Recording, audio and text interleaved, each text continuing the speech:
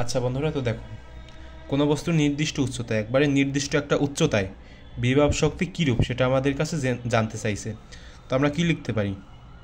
আমরা বিভব শক্তির সূত্র জানি যে ইপি সমান সমান হচ্ছে তোমার এমজিএস।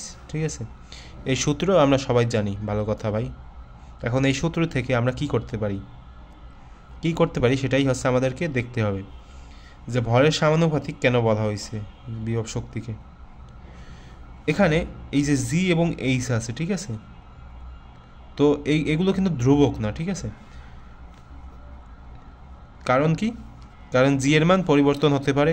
জি এর মান তোমার 9.8 হতে পারে, বা এর থেকে তোমার বেশি হতে পারে বা কম হতে পারে। তুমি যখন বিষুব অঞ্চলে যাবা তখন একটা হতে পারে, তুমি যখন মেরু অঞ্চলে যাবা তখন আর একটা হতে পারে। সেজন্য জি এর মান কম বেশি হতে পারে। এরপর এইচ এর মান কি?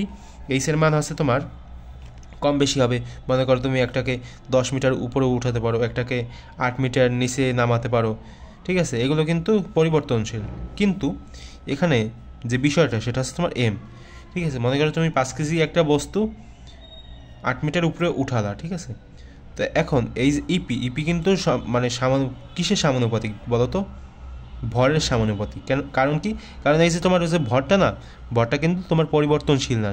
সেজন্য হচ্ছে তোমার এই যে নির্দিষ্ট উচ্চতায় বিভব শক্তি হচ্ছে তোমার ভরের সমানুপাতিক, ঠিক আছে। সেজন্য আমরা দেখতে পারি যে নির্দিষ্ট উচ্চতায় বিভব শক্তি হচ্ছে তোমার ভরের সমানুপাতিক। তো সেজন্য আমরা ক নাম্বার দেখাতে পারি। তো এইভাবে তোমাদের একটু কনসেপ্ট ক্লিয়ার করে এরপর তোমাদের জানা লাগবে।